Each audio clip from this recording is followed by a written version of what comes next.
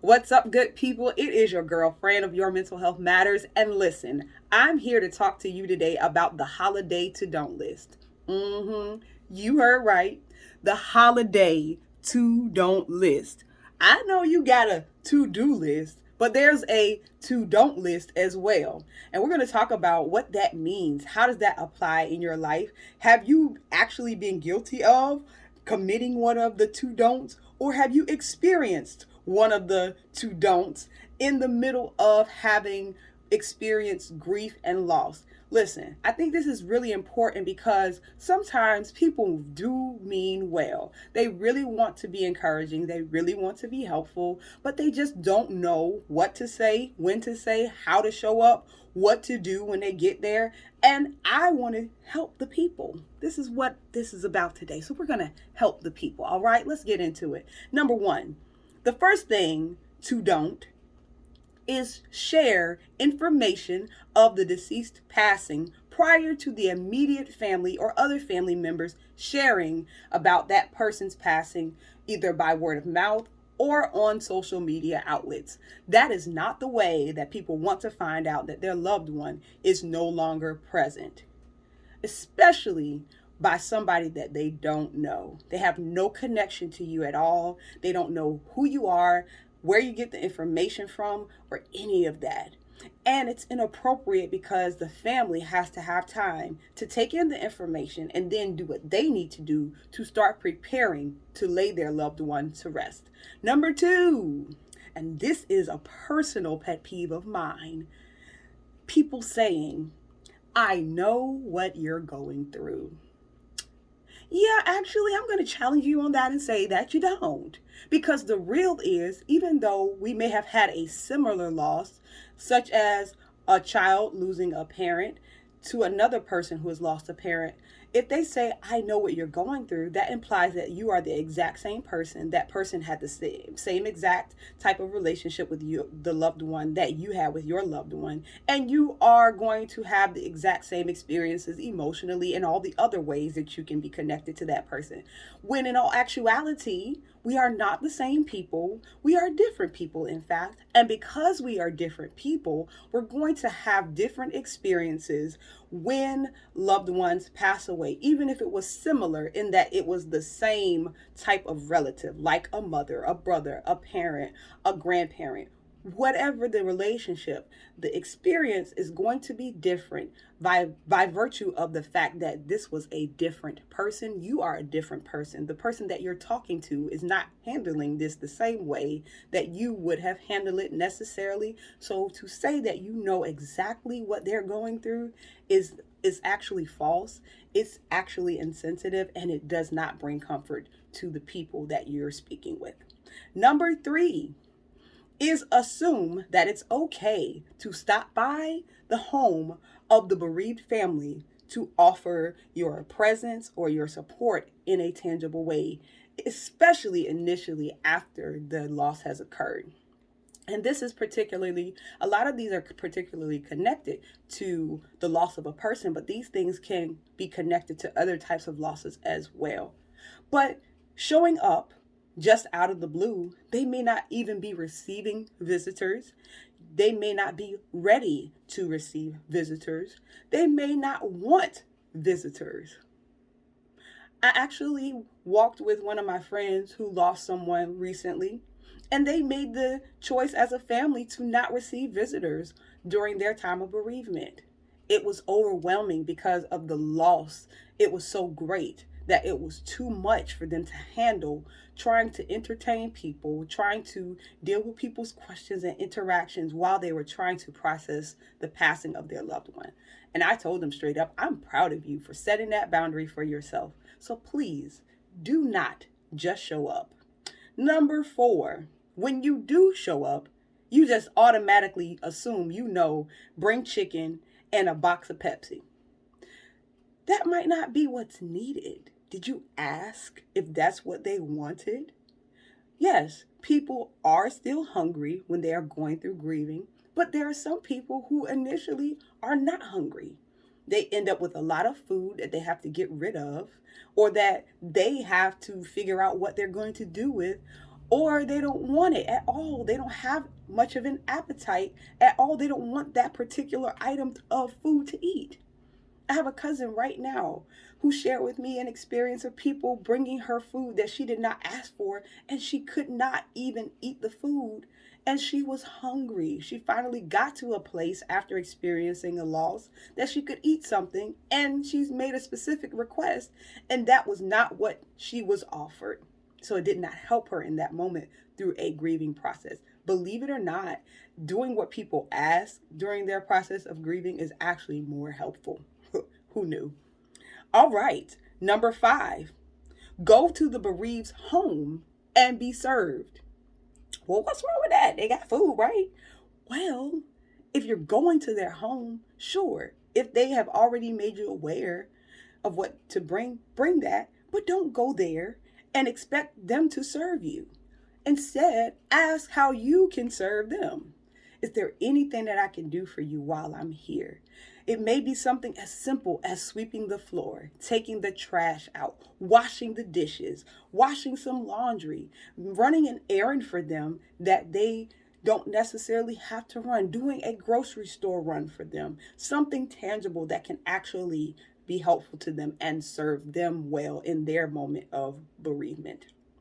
Number 6, assume that just because someone is smiling, they are not experiencing pain.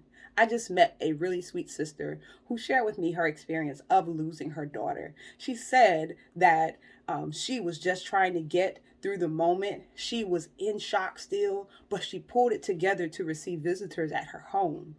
And when someone arrived to the home and she greeted them with a smile, the person told her, "Oh, you smiling? I thought you really needed me." They proceeded to turn around and then left her home as if she did not need their support. Please do not make assumptions about what somebody should be experiencing, how somebody should be responding emotionally, how somebody should be showing up in their time of bereavement. The truth is, if someone has a smile on their face, it probably took them a while to pull it together so that they could do the things that they needed to do and gather the strength that they needed to gather to carry out the activities that are associated with laying their loved one to rest. So please, don't assume anything just because you see a smile. Number 7, offer scriptures or songs that are inappropriate. How could scriptures or songs be inappropriate, Fran? Number 1, sometimes people take scriptures out of context and they apply them inappropriately to any given situation. And this doesn't just pertain to bereavement and loss. This can pertain to so many different facets and areas of life.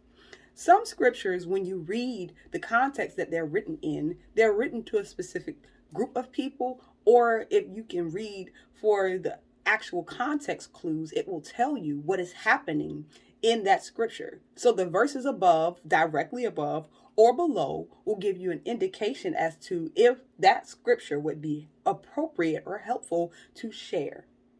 So read the scripture if you're going to share it. Make sure it fits if you're trying to share it as a point of encouragement. Also, keep in mind, some people may not want to hear that. And that's their prerogative. It's not that they don't believe anymore. It's not that they don't rely on the word anymore, but maybe they're having a hard time being receptive in that moment. Songs. Some songs are triggers for people.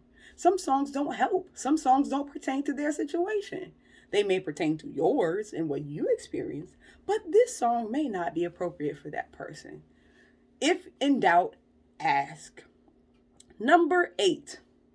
Give unsolicited advice. We don't like unsolicited advice in any other time in our lives. What makes us think that people want to hear unsolicited advice about what they should be doing to prepare for the burial or making preparations for laying their loved one to rest? What makes us think that people want our advice, desire our advice? They may not want your advice. They may not desire to hear about what you would do or how you would do it. maybe consider offering or asking, hey, is this something that would be helpful for you to know? I noticed A, B, and C. Is this something that would be helpful for you to know? Or this happened when I had a similar loss. This is something that would be helpful. I was helpful to me, or I thought would be helpful to you. Is this something that you think would be helpful? Don't assume. Ask questions. Number 9, question family members or friends on how the deceased person passed away. It's not your business. The long and the short of the story is that that person has ceased to exist in this physical space. That's it. That's all. Now, granted, sometimes it helps us to make more sense of a person's passing if we have an understanding of how they passed, but that part can be more for the family to know than outside people who are not in close proximity to the person who is deceased. If they are not living anymore, that means they have ceased to be. No matter what the issue was, what the challenge was, what the health concern was, what the circumstances was, the person is no longer here. And now the family has to deal with that. Number 10, gossip about the deceased person's family's choices for how they handle the loss.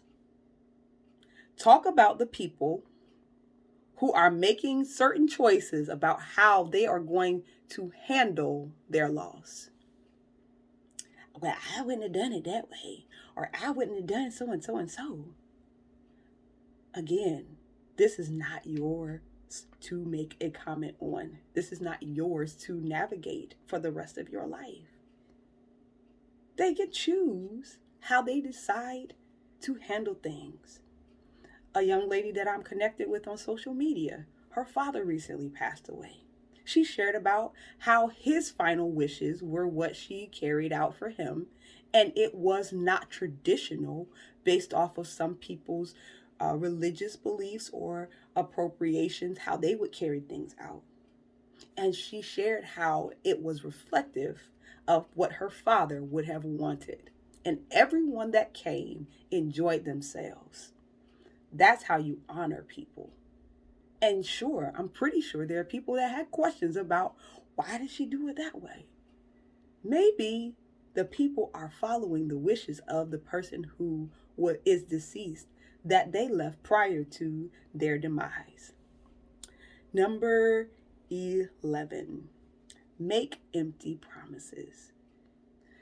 What do I mean by that? It just means if you know you can't show up in a certain way, if you know you can't do certain things, don't make promises to show up and be there in a certain way if you know you can't.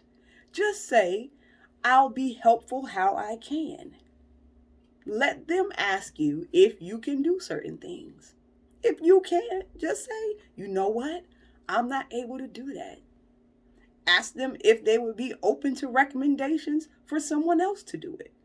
But don't make empty promises. It's hard enough to have experienced what they've experienced without somebody not showing up in a way that they promised that they would. Number 12, inquire about where the body is being held. That is quite insensitive. Have you asked how you can be supportive? Have you asked, what can I do for you? How can I show up for you in this moment? Where is the body before you ask how I'm doing? Yeah, it's going to be a no for me. And number 13 on the to don't list. Tell someone that they should or when they should be over the death of their loved one. When they should be done grieving. How long they should take to grieve the passing of their loved one. It is not our responsibility to tell somebody how long it should take for them to grieve the person that they love. They have to live with this loss for the rest of their lives. It's not our job to tell them how long. what they should be doing. Should be. Notice the word choice there. Should. It takes time. And that time looks different for everybody. Maybe there are things that could be helpful to them in times down the road, but it's not going to be helpful right now.